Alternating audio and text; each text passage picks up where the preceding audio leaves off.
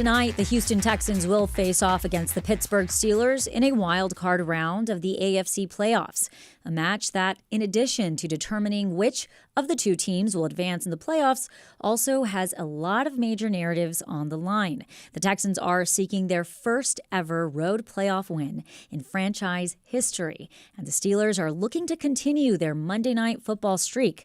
The Steelers haven't lost a home game on Monday Night Football since October 14th, 1991. Needless to say, the stakes are high. And joining us now to share his thoughts on tonight's big game and what's at stake for the Texans is Raheel Ramzanali, formerly of ESPN Radio and CityCast Houston. Raheel, welcome back to Hello Houston. I'm so glad to be here. How are y'all? I want to go out in nature now after listening to that last segment. Yes. And if you want to join the sports conversation, you can give us a call, 713-440-8870. First, I got a fact check. Is Celeste right that the Steelers haven't lost a home game on Monday Night Football since 1991?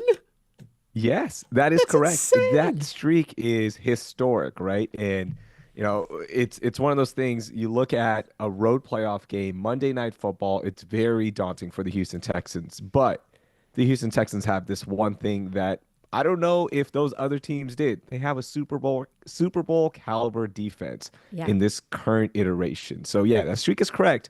But the Texans have the firepower to go in there and end both streaks. Yeah, and I was going to say, so after their 0-3 start this season, the Texans have been one of the hottest teams that you're talking about in the league, and they've won 9 games in a row. I mean, that's not like the Steelers from 1991, but 9 games in a row. What was the turning point after that horrible start?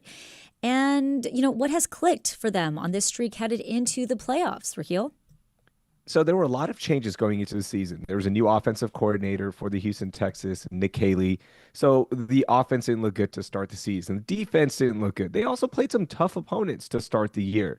And after that rough stretch, it just felt like, okay, this is not going to be the year. Especially after last year, there was a lot of hype, a lot of anticipation for this season, and things didn't go right to start. They actually were 3-5, and then things started turning around. They get this big win against the Jags. They were trailing big time at home in the fourth quarter.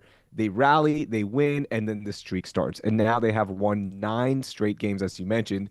And a lot of this goes to head coach D'Amico Ryans. You know, he does a great job of building culture, belief inside that locker room, and the players responded because it could have gone south, right? It could have been really, really bad. It could have been one of those seasons where you just start losing games and think, all right, who are the Texans going to draft in the first round with a top pick? And instead, they never gave up. And now they have one of the best defenses, and they have a chance to make a run for the Super Bowl, like a legit chance. Mm-hmm. Following up on what Celeste asked you, and with that earlier fact we were talking about, I'm curious, studies shown or just even armchair research about the benefits, the challenge between skill that a team has and the psychology of their fear, of their understanding of the pressure.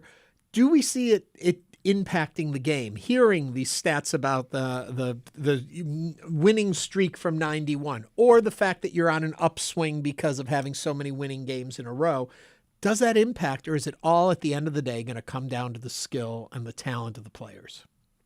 Okay, this is going to be a cop-out, but it's a little bit of both, all right? These streaks matter, right? But the team from 91 isn't playing tonight, right? But the reason that streak is so daunting and so scary for a lot of teams is because Pittsburgh is a tough place to play in. And when you go in there, you've got the terrible towels, and it's going to be loud, it's going to be hectic. We saw it last week. The Ravens had a chance to win that game, and they miss a kick that would have put them ahead.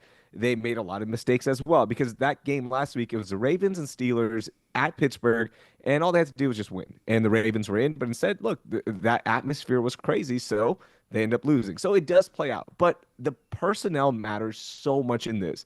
The Texans, for the last 3 years, have done a good job of building a defense that is fast, that is physical, and that can execute D'Amico's vision. And what I mean by that is they're going to put a lot of pressure on the quarterback, something that potential Hall of Famer Aaron Rodgers doesn't like right now. He's an older quarterback. He doesn't like to get hit, and he says as much. He's like, I don't like getting hit. this defense will do that. And they've got some great cornerbacks who will make life really hard for the receivers for the Steelers. So it comes down to personnel, but Pittsburgh is a hard place to go and win. Yeah, and that's what I was just going to ask you. Raheel, you keep mentioning how strong the Texans' defense is, but we have seen them struggle at times to score points on offense. Do you think the Texans will have trouble tonight outside? They're on the road and in temperatures expected to be in the 20s.